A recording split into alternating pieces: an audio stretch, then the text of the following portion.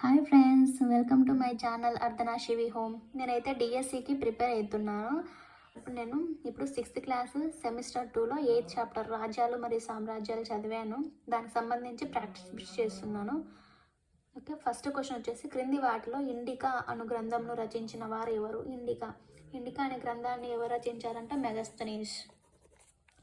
Next వచ్చేసి, మౌర్యుల కాల పరిస్థితులు మరియు వారి పరిపాలన గురించి తెలియజేయి ఇండికా గ్రంథ రచయిత మెగస్తనీస్ ఎవరు? మెగస్తనీస్ ఎవరు అంటే ఆయన చంద్రగుప్తుని ఆస్థానంలో ఉండే గ్రీకు రాయబారి.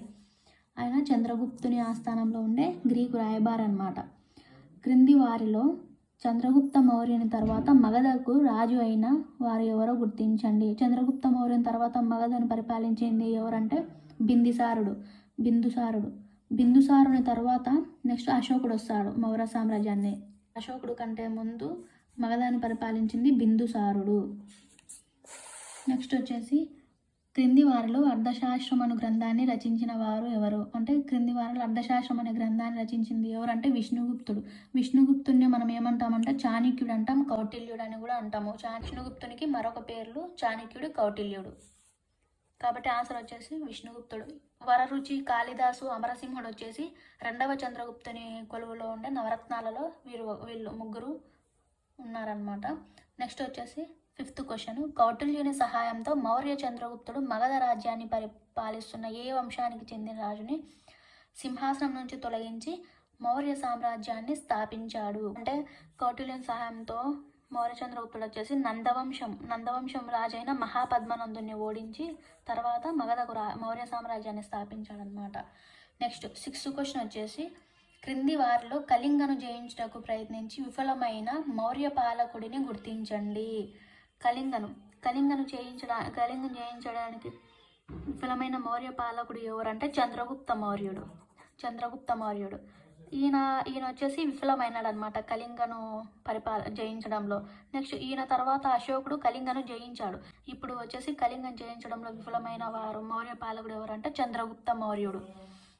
నెక్స్ట్ వచ్చేసి, భవిష్యత్తులో అతని జీవిత కాలంలో ఎలాంటి యుద్ధాలు చేయకూడదని గట్టిగా నిర్ణయించుకున్న చక్రవర్తి ఎవరో గుర్తించండి. ఇందాక చెప్పాను, ఇంకా కళింగ యుద్ధంలో చాలామంది చనిపోయారనమాట. సైనికులు చనిపోయారు, గాయాల పాలైనారు. ఆ రక్తసిక్తమైన ఆ యుద్ధ భూమిని చూసి అశోకుడు మనసు చలించిపోయింది.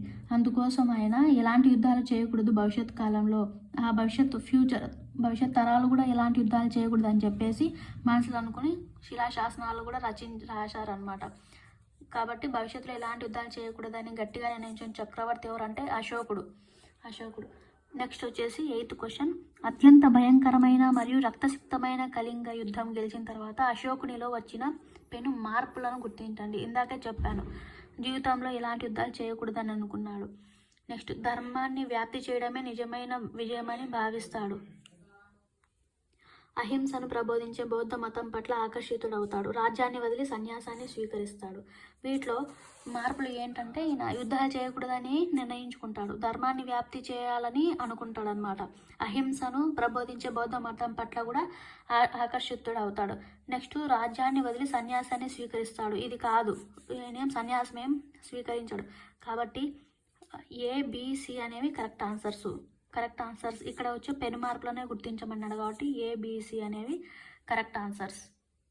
9th క్వశ్చన్ వచ్చేసి, కళింగ యుద్ధం గురించి తెలిపే వివరాలు అశోకుని ఏ శిలాశాసనంలో కనుగొనబడ్డాయి మరియు అది ఏ భాషలో ఉంది?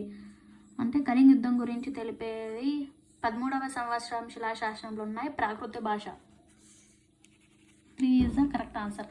10th క్వశ్చన్ వచ్చేసి, అశోకుడు తన రాజ్యంలో వేయించిన శిలాశాసనాల యొక్క ముఖ్య ఉద్దేశాన్ని గుర్తించండి.